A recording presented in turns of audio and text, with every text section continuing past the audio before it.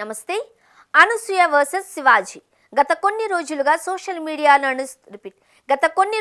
Social మీడియాలో నడుస్తున్న hot topic ఇదే.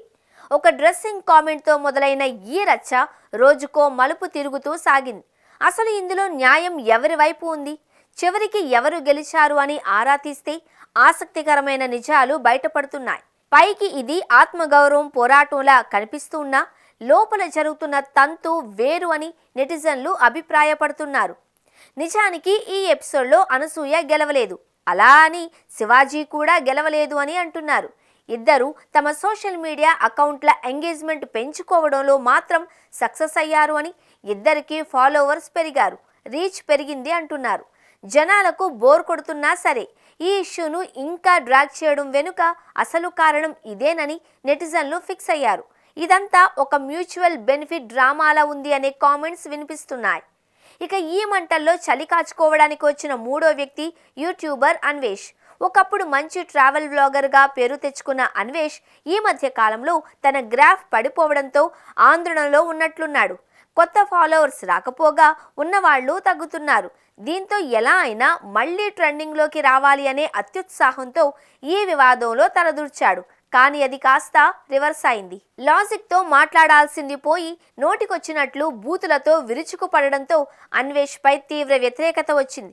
ముఖ్యంగా సీతమ్మ, ద్రౌపది గురించి ఆయన చేసిన అభ్యంతరకర వ్యాఖ్యలు హిందూ సమాజాన్ని ఆగ్రహానికి గురిచేశాయి. సపోర్ట్ కోసం వస్తే ఉన్న పరువు కాస్త గంగలో కలిసినట్లయింది. అటెన్షన్ కోసం చేసిన పని ఇప్పుడు అతని కెరీర్కే ఎసరు తెచ్చేలా ఉంది. దెబ్బ గట్టిగా తగిలేసరికి బ్యాంకాక్లో వినాయకుడి సాక్షిగా క్షమాపణలు చెప్పే ప్రయత్నం చేశాడు. కానీ అక్కడ కూడా నేను తప్పు చేస్తే రక్తం కక్కుకొని చనిపోతా అంటూ సవాళ్లు విసరడం సిల్లీగా అనిపించింది. చేసిన తప్పును కవర్ చేసుకోవడానికి ఎంత ప్రయత్నించినా జరగాల్సిన డ్యామేజ్ జరిగిపోయింది. నెగిటివిటీని తట్టుకోలేక ఇప్పుడు కవర్ డ్రైవ్లు ఆడుతున్నాడు అనే కామెంట్స్ వినిపిస్తున్నాయి. ఫైనల్గా చూస్తే అనసూయ, శివాజీ ఎవరి దారిలో వాళ్ళు సేఫ్గానే ఉన్నారు. కానీ మధ్యలో వచ్చిన అన్వేష్ మాత్రం పెద్ద చిక్కుల్లో పడ్డాడు. ఫాలోవర్స్ అంతా మూకుమ్మడిగా రిపోర్ట్ చేస్తూ ఉండడంతో నా అన్వేష్ ఛానల్ మళ్ళీ మొదటికొచ్చే ప్రమాదం కనిపిస్తోంది.